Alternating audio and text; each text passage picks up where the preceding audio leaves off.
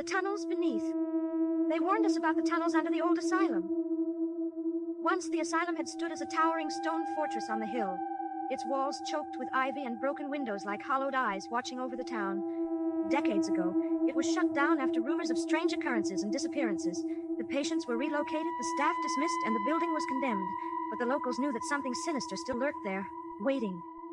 A small group of friends, curious to a fault, decided to spend Halloween night exploring it. They convinced themselves it would be harmless, a little scare, a bit of thrill. By midnight, armed with flashlights and phones, they slipped through a gap in the rusted gate and made their way through the crumbling hallways. The rooms were filled with stale, rotting air and strange markings on the walls.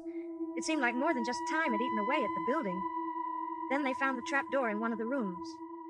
It was a heavy slab of metal in the floor, dusted over with age. One of them pried it open with a crowbar, revealing a dark descent, a set of narrow stairs leading down into blackness. The air wafting up from below was cold, damp, and smelled faintly of decay. They hesitated, a prickle of unease crawling over them, but curiosity won out. The stairs seemed to spiral down forever, the walls narrowing around them, and soon they were swallowed by darkness, their flashlights just faint, trembling beams. At the bottom they found themselves in a tunnel, damp, tight, lined with walls oozing with grime. It felt alive, as though the tunnel itself was breathing around them, thick with an oppressive silence. They pressed on, moving slowly, the only sound their shuffling footsteps and the faint drip of water echoing down the corridor. The tunnels twisted and turned, disorienting them until they could no longer tell which direction they had come from. Then they heard the faintest scuffling sound from the darkness up ahead, like nails scraping against stone. They froze, listening, hearts pounding. Something was moving. The sound grew louder, rhythmic, like a twisted kind of breathing, inching closer, echoing off the walls.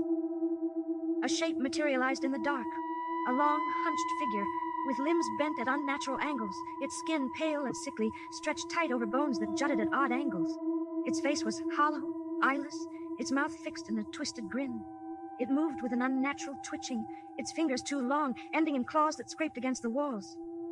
One of the friends gasped, and the creature's head snapped in their direction, grinning wider. They backed away, trying not to scream, but the thing shuffled faster, its twisted limbs cracking and contorting as it closed the distance. Their flashlights flickered, casting grotesque shadows as the creature skittered toward them. Panic took over, and they ran. But every tunnel led to another, and with every turn, the creature's rasping breath grew louder. They stumbled upon symbols etched into the stone, ancient, terrible sigils that seemed to pulse with a malevolent energy. Their lights dimmed further, flickering like dying candles as they tripped over bones scattered on the floor, remnants of those who hadn't escaped.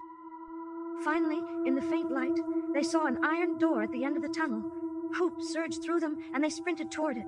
But just as they reached the door, they felt cold, bony hands grip their ankles, their legs, pulling them back. They screamed, clawing at the stone floor as they were dragged away. The last one, James, managed to wrestle free and stumble through the door, slamming it shut behind him. Gasping, he turned to find himself in a small, empty room. Relief flooded him until he realized that, beyond the door, the noises had stopped. The silence was worse. He flicked his flashlight around, his breath ragged. The walls were covered in scratch marks, and the floor was littered with bones, freshly stripped and glistening. And then he saw it. The walls, the floor, the ceiling, they were moving, breathing. Faces began to emerge from the stone itself, twisted in agony, mouths silently screaming. And then he heard it. A scraping, dragging sound behind him, and a soft, twisted laugh. The thing was in the room with him, closer than it had ever been. The last thing he saw was its face, that grotesque, grinning face as it reached out for him. Weeks later, they found the friends' belongings near the asylum entrance, but no sign of them. Some say on quiet nights, if you stand near the old asylum, you can hear the scratching from below like something trying to escape. And if you listen too closely, you might just feel it watching you from the darkness, waiting for you to open the door.